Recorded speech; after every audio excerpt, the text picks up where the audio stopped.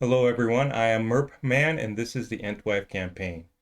The last video I went over the Middle-earth role-playing rules, and at the end I had mentioned that I wanted to do a character creation video just to show how that works.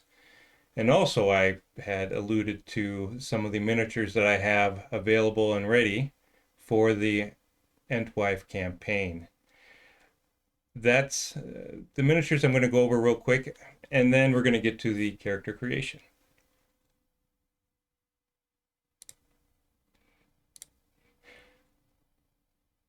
What I want to show you guys first off is that I did make an Ent. There's Quick Beam at the very back there on a wooden base, and he's 14 feet tall. The wooden base unfortunately hikes him up another foot, scaled wise anyway. Just for comparison, we have a troll there, a troll as the Middle Earth kind of trolls. This neat little setup of a bar where we've got our little fireplace and stairs and doors and such, just to give you an idea of what the situation will be looking like when the campaign is actually in action. I do want to touch upon the scale issue, or there's an argument going on between miniatures and miniature scale. So you have 1 inch equals 25 feet. So 25 millimeters is usually what they talk about. Or you have heroic scale, which is 28 millimeters equals 5 feet. Now you would not think that that would make much of a difference. I say it does, and this is why. It can make your hobbits look like dwarves, or make your hobbits close to the same height as dwarves, and your men close to the same height as elves, at least in Middle-earth, because different genres, elves are totally different creatures. Here, and let me give you a for instance. So, for instance, I'm going to switch cameras here.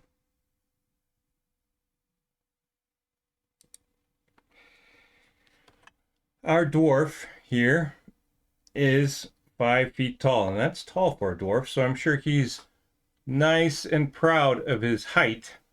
Oops. Nice and proud of his height of 5 feet. Here is a miniature. What's this guy's name? That's right, Regis. Regis is a miniature from a D&D board game, Drizzt. And he, looking up online, he's supposed to be 3 feet tall and fat. Well, I don't know how fat he actually looks, but he's supposed to be 3 feet tall. So take a look at that. If he actually stood up straight, he'd actually be about as tall as our dwarf, who is proud at his 5 feet. Now, to show you how tall a hobbit should be, here's a little gal who's going to be hopefully coming on the Entwife campaign. Now, you see how tall she is? She's actually 3 feet 3 inches tall. Tiny, tiny. Tiny little girl. But don't let her height fool you. She's actually quite the tumbler, and well, she has a crossbow in this picture, but her character uses a short bow. Anyway, she is quite skilled. Okay, so now going back to our little bar scene, just to give you an indication of what the heights of these characters will, what it looks like. Put our dwarf back and just put our little hobbit girl right by the right by the fireplace there. Yeah, she's tiny, but don't let that fool you, for sure. the miniatures that I will be making and have made are to scale to the best of my ability, just to give that sense of how big, how small, especially if you're a small, tiny character, it definitely heightens the the danger when you're up against something bigger. And of course, if you're up against something real big, like Quick Beam or a Troll, of course, just the sheer size of those characters makes the situation a lot more exciting in good and bad ways. So I just wanted to go over the whole scale thing real quick, show you some of the miniatures and such that I have available. Of course, this is just a little piece of what we'll be using when we're on the campaign, and my arguments versus I'll say normal 25 millimeter miniatures versus heroic size 28 millimeter. Now, back to character creation. I think character creation that takes longer than half an hour to put out a character or create a character is too long. So we'll see if I can't create a Middle Earth role playing or a MERP character within within half an hour. Where we're going to start for, well, actually, we're going to start right here first. I'm going to show you what the character sheet looks like for Middle Earth. Pretty standard. Name, race, and such here. Your stats, again, Middle Earth and Rolemaster use a D100. We have languages and spell lists, and then the skills. This looks imposing. It's not, or it won't be. I've created a spreadsheet or a calc sheet that makes this all a lot easier. I'm going to switch to this table because we're going to need to go to that real soon. I'm going to create a bard, a Middle Earth bard. Actually, let's give this bard a name. George. That's a great name. And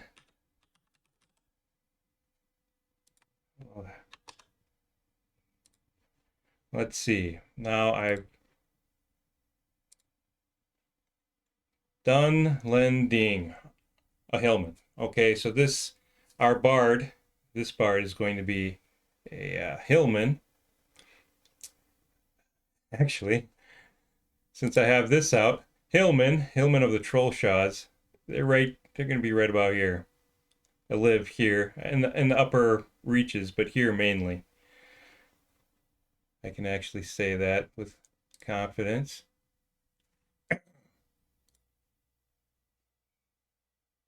Oh, I gotta make sure that, yeah. Here, sorry about that. I forgot to pull up the spreadsheet here. George Dunlending, height. Let's see. Says here average height's around 5'10" for men. We'll give him 5'8".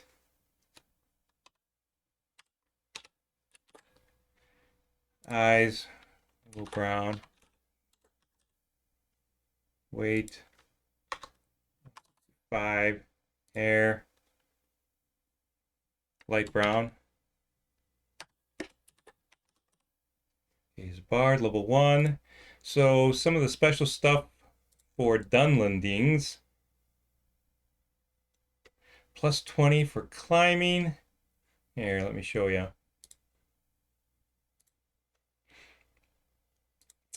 Plus 20 for climbing and acrobatic maneuvers. Plus 20 for public speaking and acting. Oh, and acting. So I should put acting down too. Well, we will.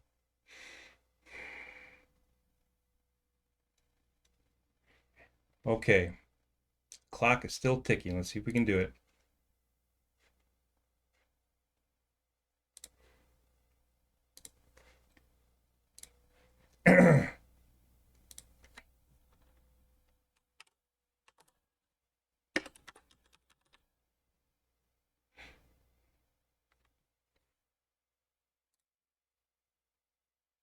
I mean, acrobatics, public speaking. Wow.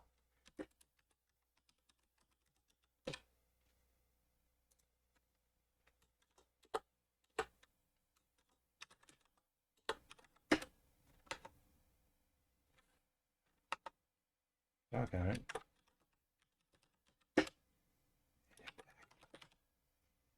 We can put demeanor and quirks in there later. We have languages available right away here too. Dunail, rank 5. Westron is the main here. Dunail, rank 5. Westron is kind of like what you consider to be like English. Everybody knows it. 5 is the highest rank, so you understand all the nuances and such of a language at rank 5. Rank 4 is just a tish lower than that. And that's it. Dunail and Westron. Okay. Let's see what kind of stats we roll here. So in rolling for stats,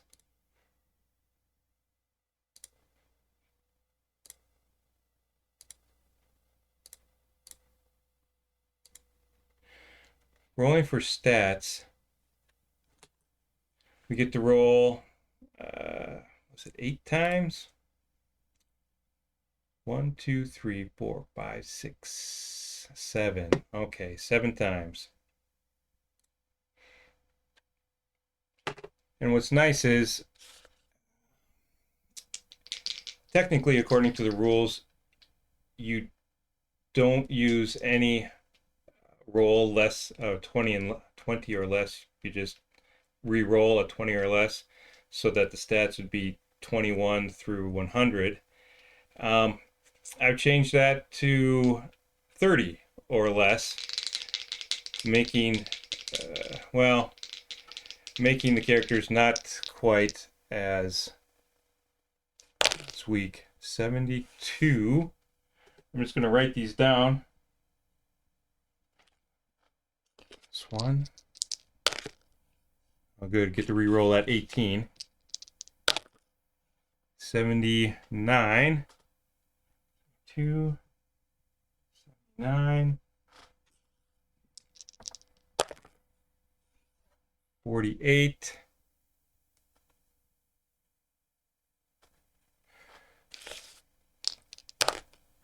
62. No archmages in this batch. Oh, get to re-roll that. 18. 6. Definitely re-rolling that. Oh, I'm using D20s, so I use D20s for 10s. I just pretty much drop the first number unless, of course, it's less than 10. Yeah, that's an 18. Well, I'm really rolling some low ones here. And 70s seem to be in our future. Another 72. 5, that's 5 of 7. 26. Yep, we're re-rolling that. Oh, 85. Finally, something a little better. And one more above 30. Let's see what we can do.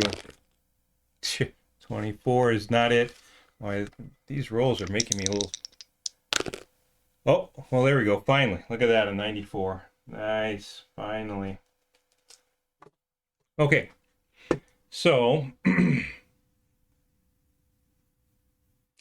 going back to our character sheet, another nice thing about MERP is that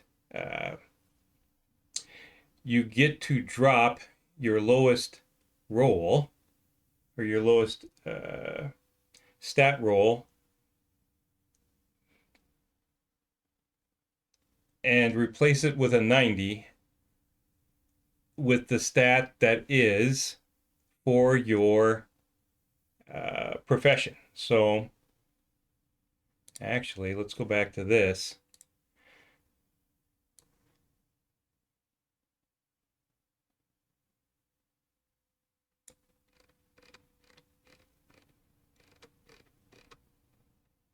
So the stat for bards, and this is going to be a bard, is, well, they say, well, presence. Sad to say actually, that is true. It is presence. But the realm is not essence, it's actually going to be mentalism.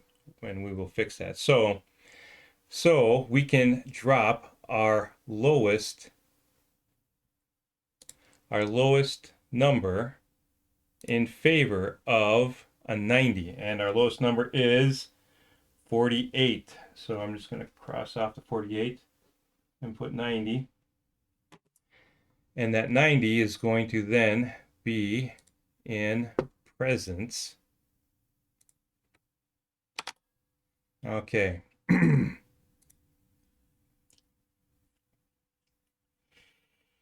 Before we put the rest of our stats in their place and get our totals from all of this, another change to the MERP system, Middle-earth role-playing system, that I'm doing is in MERP you have just stats, your stats, and that's it. What you roll is what you get. In Rollmaster, the stats that you initially roll are called your temporary stats. And so as with normal real people, you can get smarter through experience and age and such. You can get stronger. Your constitution, all these things can increase or improve as you use them. And so I'm adding that rule to MERP where there's a temporary stat and a potential stat. So we're going to roll for our potential stats now. And here it is. Potential stat potential table. Our first stat that we rolled was a 72. And so, here, let's see what we can do. If we can get that to be any better or not. 80, 84. So that's going to make a difference. So it was 72. 72, and so 84. Yeah, this is going to be a big deal. It's going to be an 88 is going to be our potential for that stat of 72. 72, 88. Our next stat is 79, so it's going to be here. Let's see what we roll.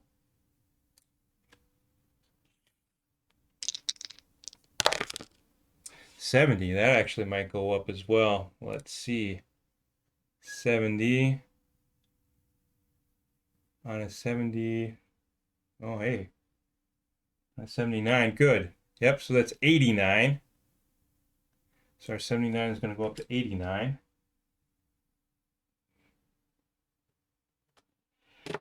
Our next stat that we rolled was a 48. We chucked that out for a 90.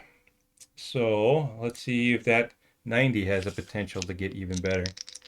Probably not, but I don't know. 79 again. It might. On a 90. 79. Nope. 90, it's going to stay. That's okay. Next stat is a 62. Oh, 70s. 74.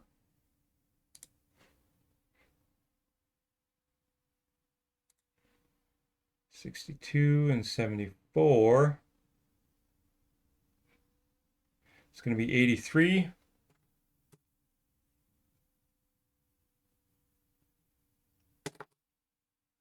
We have a 72 for our next stat.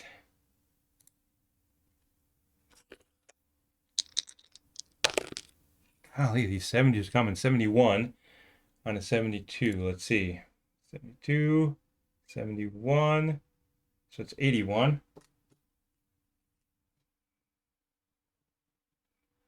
The next stat is an 85. That's going to be a hard one to increase unless the roll is, well, really high. 44 is not going to do it, I'm sure. So 85. 85, and that was a 40 something. Yeah, yep. And then our last roll of a 94. We have to roll an 84 or better. We'll see what happens. 84 or better. Not even close. A 15, or what is that? 16? 1, 6. Okay, so that one stays the same too. Okay, now that we have our, oops, wrong button. Now that we have our stats and their, well, their temporary and potential, we can plug them in.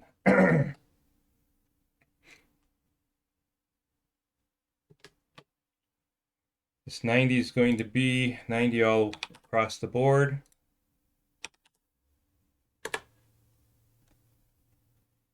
Here's our total for the bonuses. Of course, I just have some values in here just to test and make sure all my fields throughout the character sheet are working properly. 94.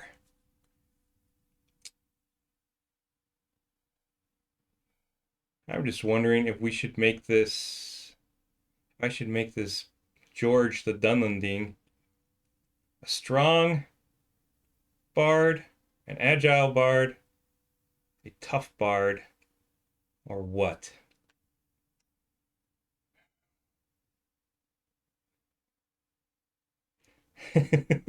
Let's make George an agile bard. 94. Oh, and this might change here. 94. In fact, because at 95, that bonus goes from 10 to 15. I'll show you how that may change here.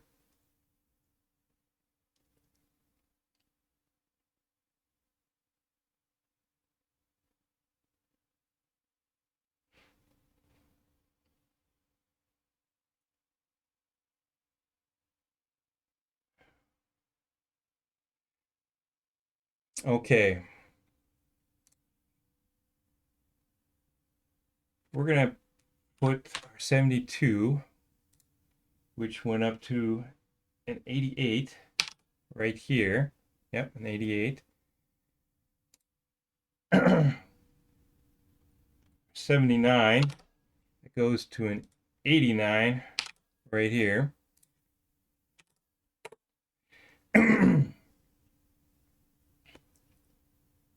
We have a straight up 85. That didn't change.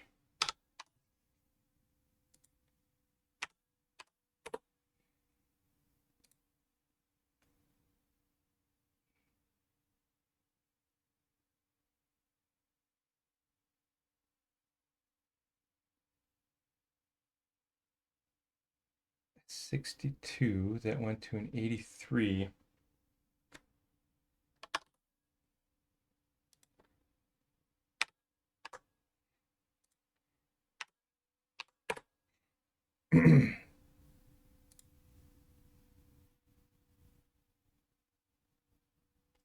Okay, I've got two 72s. There's one 72 and another 72. That goes to an 81, and we're just going to leave that 72 as a, well, it get better with age. Just for fun, we will.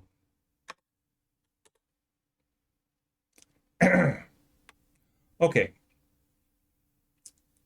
we have our stats, our initial stats, and the bonuses. We do get some bonuses for race.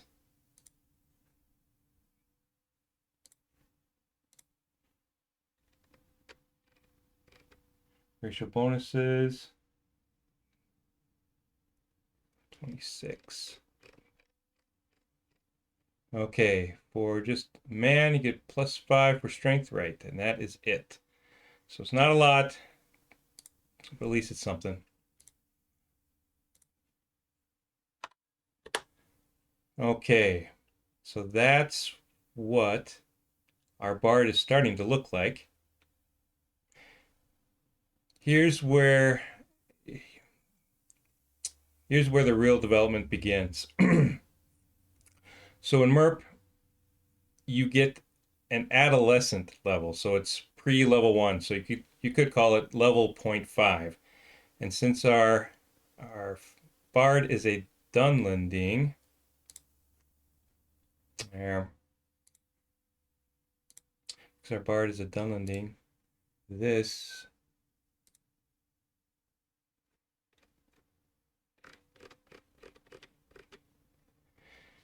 these are the ranks in the skills that Dunlendings start with.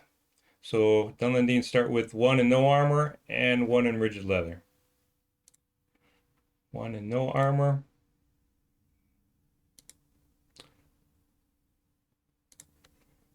No armor. I'm just put an A for adolescent. 1 in rigid leather, he said. Okay, I want to double check that. Yep. And then going down, I'm going to spare you flipping back and forth. 1 in one-handed concussion, 2 in thrown, 1 in missile, and 2 in pole arms. That's a mess. One-handed concussion. Okay. 1, 2, 1, 2. 1, 2,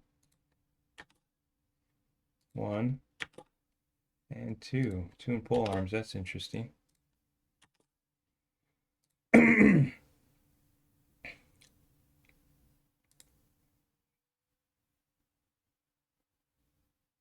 Okay.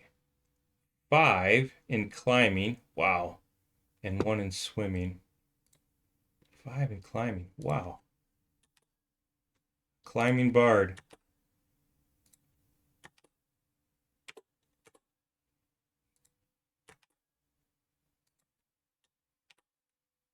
And 1 in swimming. That's right. And this guy gets +20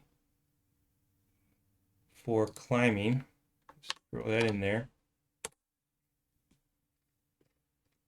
Climbing, acrobatics, public speaking, and acting. Now, I did put public speaking down here. Didn't put acting down in there, though. Okay. Continuing on. 2 in stock and hide.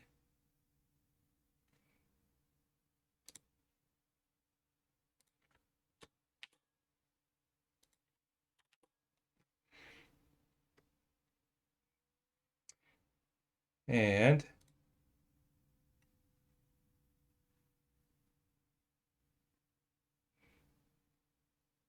3 in body development, 1 in perception.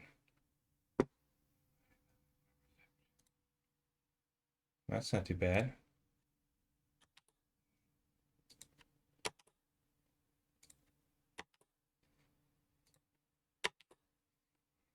Okay.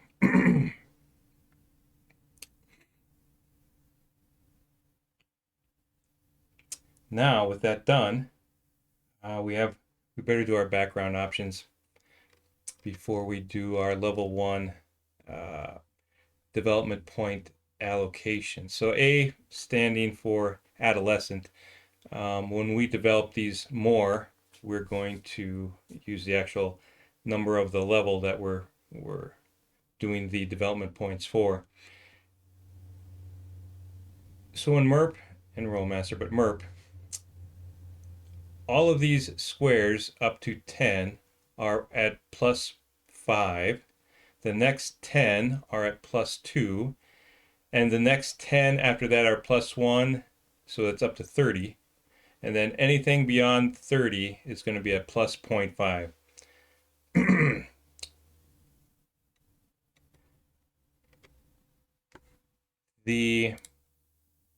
Here, I have to go back to the MERP rules.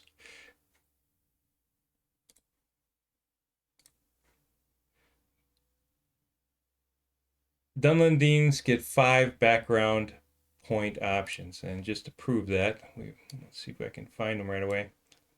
Oh, boy. Nope, almost. There we go. Oh, hey, see, I'm wrong. They get 4 background points. Now, with background points definitely spice up a character. 4, just 4. That's a little surprising. Page 30, let's see. So background points, background options table. Here's where you can increase your stats. So if you were really close to, and we were close, at least with some of our potential stats, for them to go up to the next bonus level, we have 4. We can put a couple in here. So I know we have an 88 and an 89. We can use 2 to boost our stats here. So let's do that. Or increase, so you can increase 1 stat by 2 or increase 3 stats by 1. So this is how this is going to look. Right here. So this is going to be +1 to show that we used 94. One of those, excuse me, 95. One of those points for that.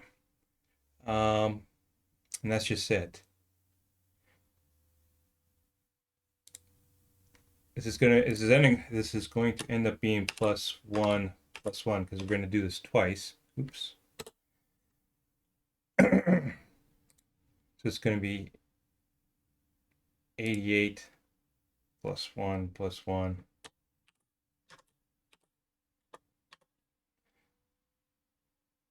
Which means 90 when it's all said and done. The value here is 72, actually 72, 73, 74. That's what that is, my bad.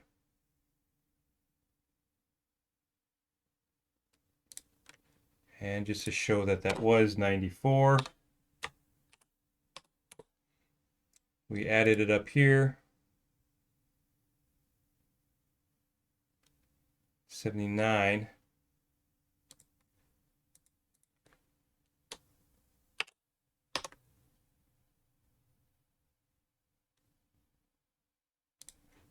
$89. Okay, so that's 1 background point. This is starting at 2 background points. So now we can increase 2 other stats by 1.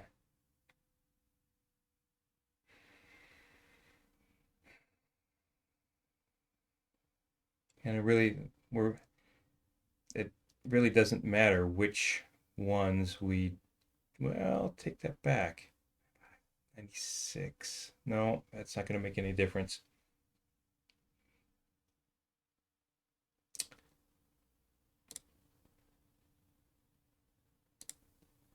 Well, let's just do this.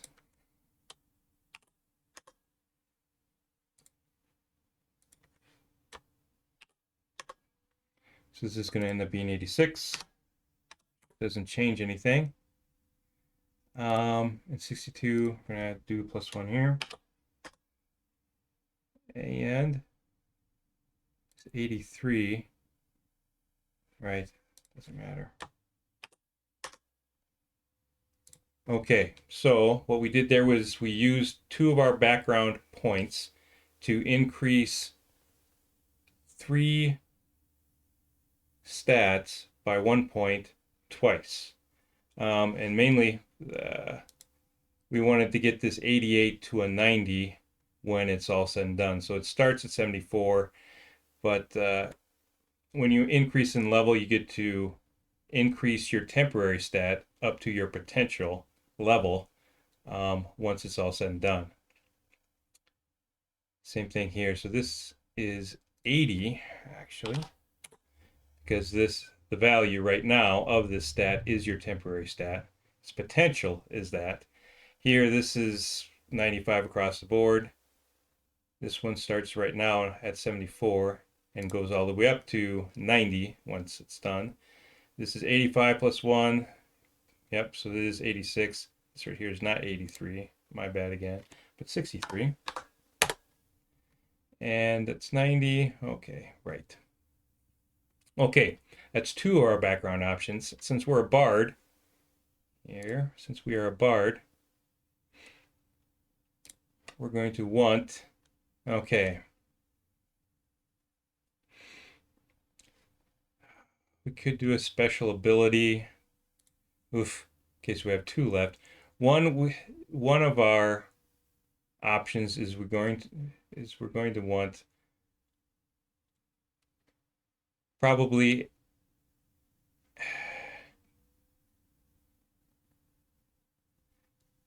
a spell adder, a +1 spell adder item. So what that does is instead of having to use power points to cast a spell adder is like a freebie. It is a free spell. It allows the spellcaster to cast a spell without using power points. And that's helpful and not. I can tell you about how it's not as helpful as it sounds, but at least it is a spell. And for a bard, that will help. Let's roll and see how this turns out.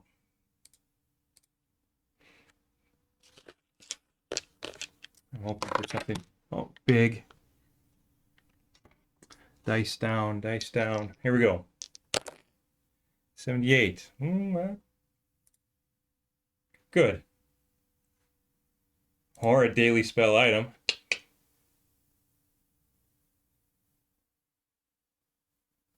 Yeah.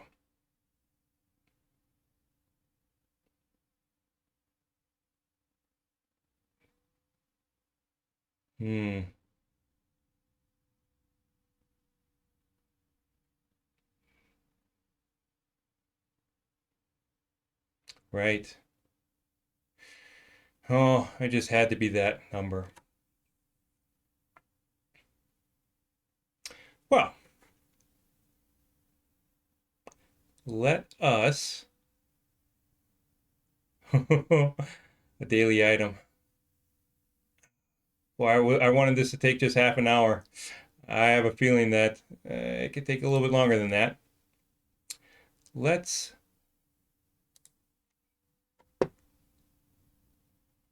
I'm going to go to spell law here, guys. These are the bard lists that we have available. And for a bard, when he this time learns a list, it's actually going to be from 1 to 10 on any of these. But if it's, and here I'm going to show you. So that's page 105 or 106. For this daily item, we're going to go to, we could do a closed mentalist. Well, we're going to do an open mentalist spell.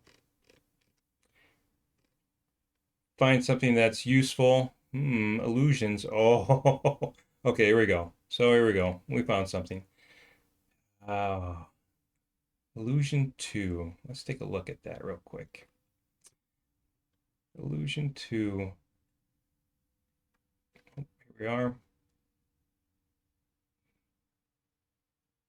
Yes. as Mirage. Well, you know, these guys, there is no Mirage above, you bums. Oh, okay, light sound Mirage. Okay, as this Mirage spell above. Creates any simple immobile image or scene. Extra sense okay, so this is still just a static image. But if we're a bard and we're singing about something, we can definitely spice things up by showing an illusion. So this level 5, it shows it as level 5. I don't know if you guys will remember. Uh, I fixed the low-level magic user survivability problem by, and I can show you this, by making it so that the first and level spells are considered level 1, level 3 and 4 are level 2, and level 5 is level 3, and then it just goes down from there. So this level 5 spell that we're looking at is actually now level 3, which does fit into that daily item. So that's what we're going to do. Spell law. We're going to type this up real quick. Well, as quickly as I can on here.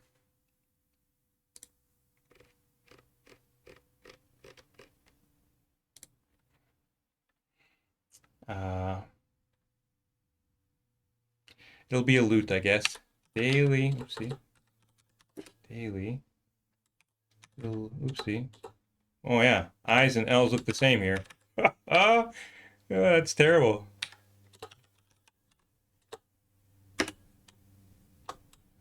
I's in solution 2. Loot. I guess magical loot.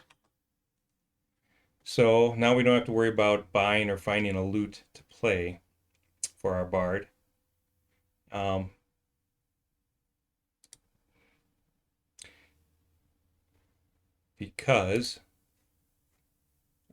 Because we just used that background option to get one.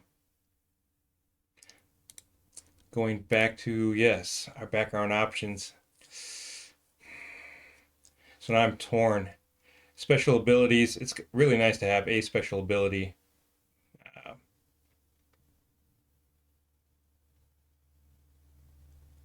Charismatic, resistant to pain.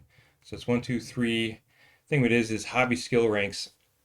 We're a bard. It would be really nice to have a secondary skill increased by 5 ranks. In fact, that is what we're going to do.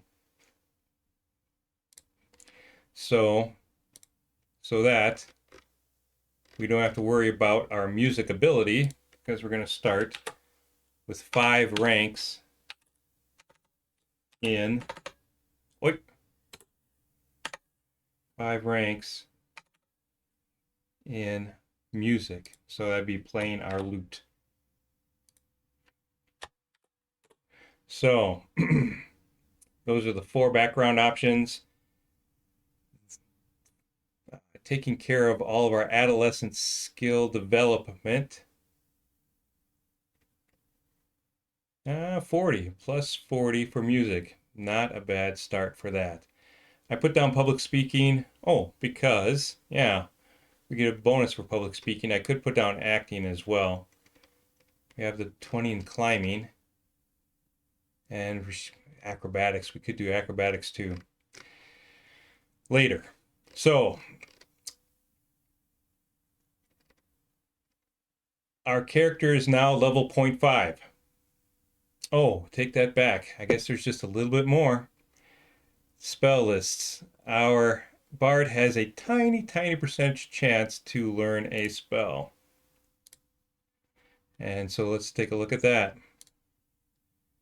How small and tiny, you say? Well, Unlandines, they get a 2% chance to learn a spell.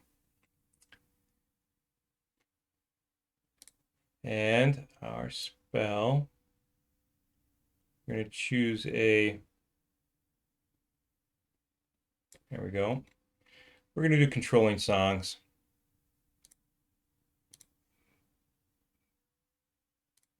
So I'm going to put controlling songs in here.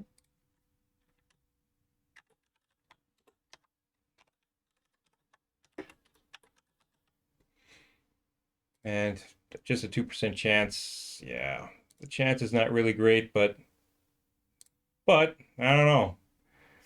Stranger things have happened. Here we go. Well, a 4, so that's definitely not going to do it. But no worries, because he's not level 1 yet.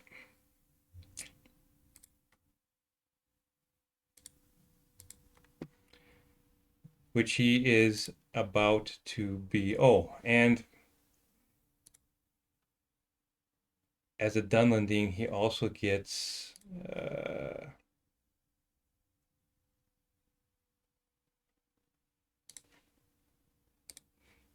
some ranks or extra or additional ranks in languages. Wow, just 2. Just 2. Just 2. Well, we're gonna have fun with this.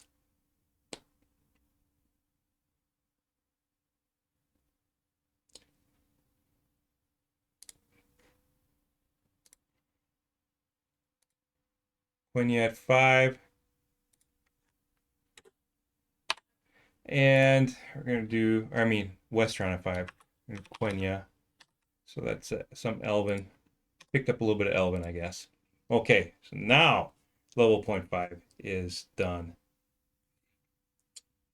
Demeanor, quirks, and stuff, that can happen later. Controlling songs right now. Well, you'll see how this works. So level 1. This says DP for development points. Our bard gets 3 development points in languages. We can actually pump up that Quenya all the way up to 4. We could do that, but we'll see. Movement and maneuver, definitely want to get this up to maximum. Weapon skills. 2 for weapon skills, 2 for general, 2 for subterfuge, 3 for spell lists, 3 for magical skills, and 1 for body development. These ones here, that's helps every level. Our bard gets a +1 for these skills. That's a professional level. That's a level bonus of +1. Okay. Pole arms. Pole arms. Not going to do it. Okay. So now this, I'll read it to you. Development points.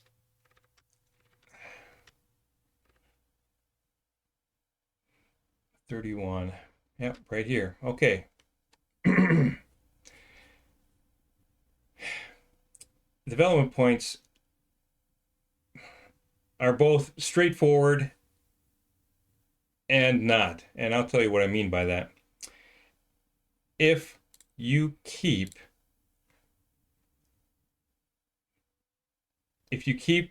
spend the development points, these 2 development points in weapon skills here,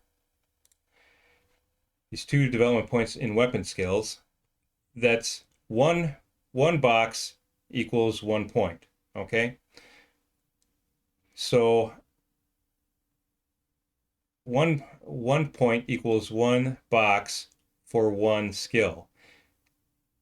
You can increase 1 skill by 2, but you have to spend 3 points. So that's 1 point for the first box and 2 points for the second box of that skill. So here for the tune weapon skills, we can increase 2 different skills by 1, and that's our choices for those 2 points. Let's go to one where we have 3. Okay, so for magical skills, we could increase each one of these by 1, or increase one of these by 2, and that's going to be our choices for that.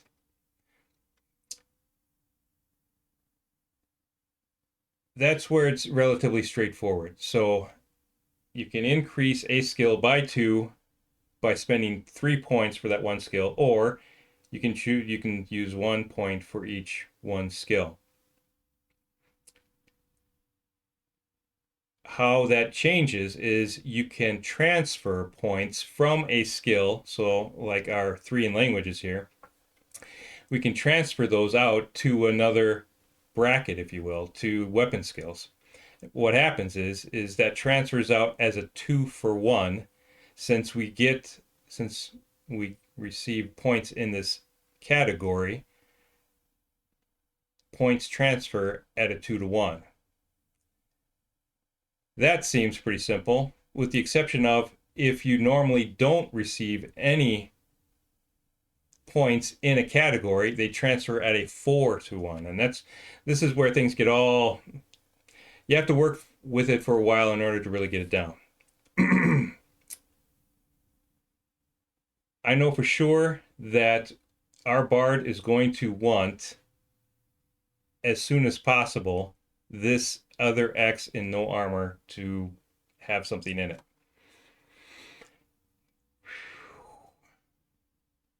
And so what that would mean is 4 whole points would have to be transferred here. So it's 3, and we'd have to grab one from somewhere else to transfer in there for 1 point. And so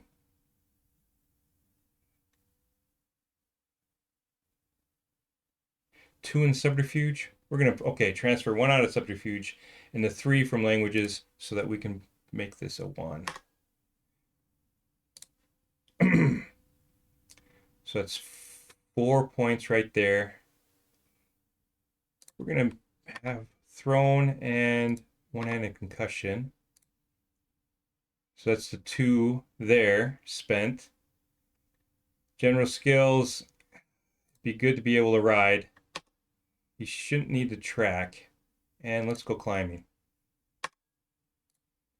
Okay, so now we used 1 from subterfuge. Stock and hide, we're going to give a 1. So that's so far so good. We transferred the 3 and 1 of the subterfuge for this 1 point here. We used the 2 in this category. We used the 2 in this category. We used the remaining 1 in this category. Spell list, we're going to leave that for last. Interestingly enough, we're going to do a 1-1-1 here because as a bard, we're going to need to be skilled in all of that. Boy, and that doesn't leave anything left over. So be it. Body development, 1. Okay, our 3 for spell lists. So what that means,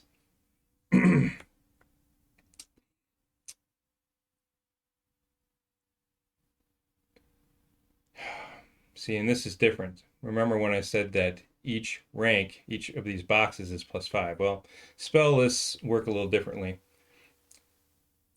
You automatically learn a spell list if you have 5 ranks or 5 points that you can put in to learn a spell list. So that means each rank here is worth a 20% chance to learn a spell list. So with those 3 ranks in spell lists, it gives our bard George a 60% chance to learn this controlling songs list. So let's roll and see if we can't get over a 40.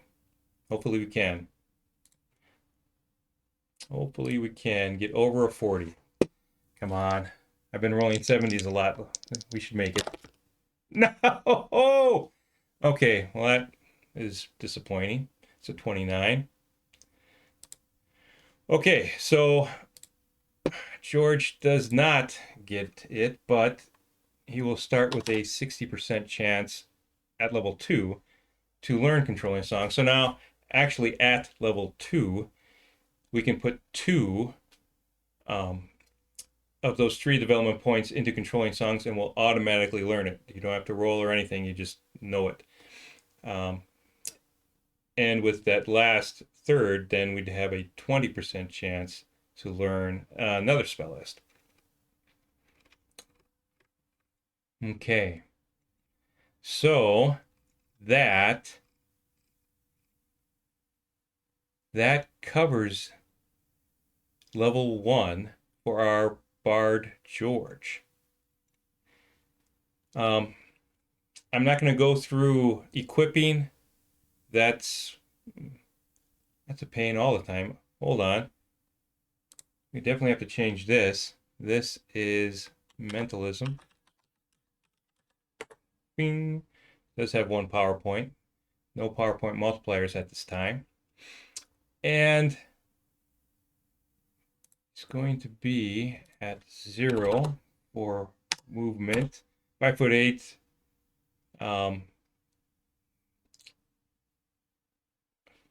Yeah, he's at 7.5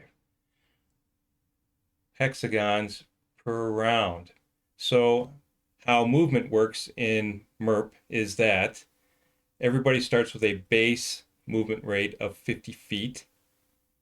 And I'm throwing a little bit of Rollmaster in, depending upon the height. So the taller the character, the farther that character can go. The shorter the character, like that little tiny hobbit, they just can't move as far.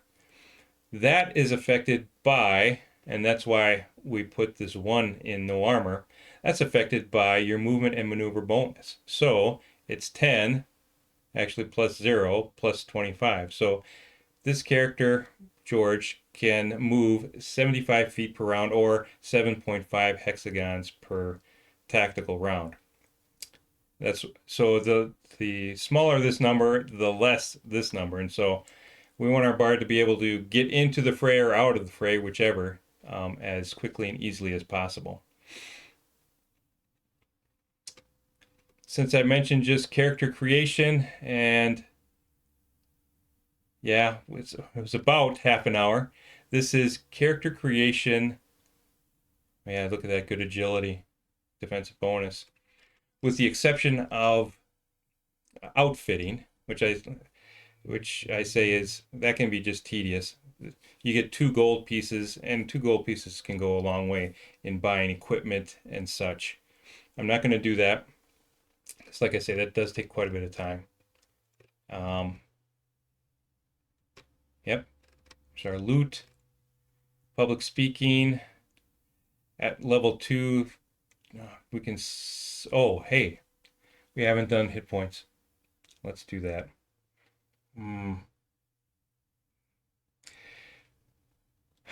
I have a special dice. I have a special die, and plural because I have more than one of them. But I've got a D10 with it and D10. And shame on me, I don't have it right handy. Well, I better grab it just because it's fun. Let me switch this over to our... There we go. Hold on just a second.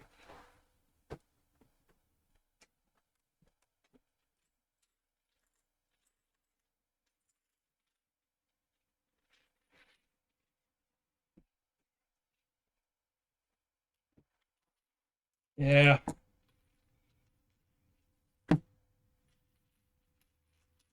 I kind of collect dice.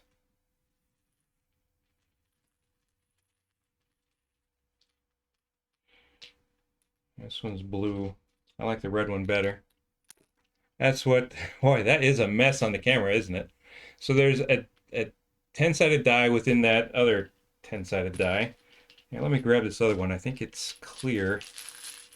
Yep, that'll work better. Yeah, so when I said I had more than one, and yeah, that one definitely works better. So the house rules, here I've got to keep that handy. House rules are such that when you roll for hit points, you take the higher die roll of 2. And so I just roll this once, and whichever one is higher, that's what the hit point total for that die roll is going to be. So it's 2 and 4. So 2 and 4. So 4 is the highest number there. So 4. Okay, our hit points are starting to add up.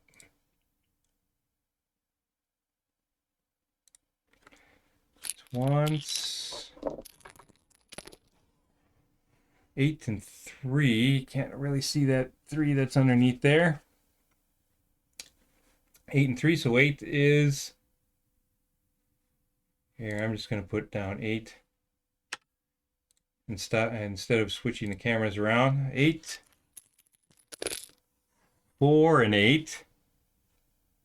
Well, yeah, that is an 8. 4 and 8, so that's another 8. That's handy.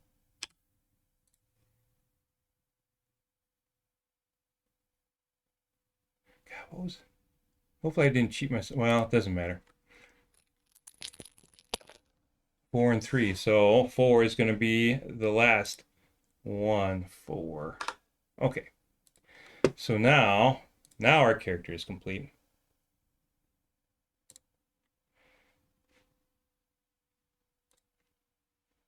"29 hit points at level 1. Not too shabby. Not too shabby. For a bard. Probably knows some songs, but doesn't have any spells to go with those songs yet. You can find out what maximum carry he is to. You find that out after you outfit and equip him. Let's see. Directed spells. Yeah, good. Also then, of course, armor, depending upon if it's none, just normal clothing, or soft leather, rigid leather, chain, or plate. Bards aren't going to be, I guess, rough leather and soft leather, but no metal, so no shield, no helm, or greaves, unless they're leather greaves. So there is a quick example of character creation of George the Dunlendine. Oh, hometown. We can go Cameth Bryn.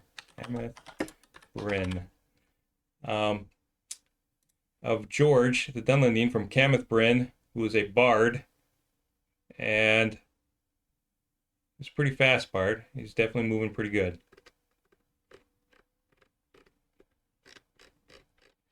That's about half an hour. This is pretty typical for a MERP character. Now, the characters that are going to be going on the Entwife campaign, they're starting at level 5, but, and I say this now, they're starting at level 5. When they get together and everybody starts on the campaign going east, we're all going to be level 7, and that'll make a difference, as you will see. The next video, it's going to be so much more fun than this one.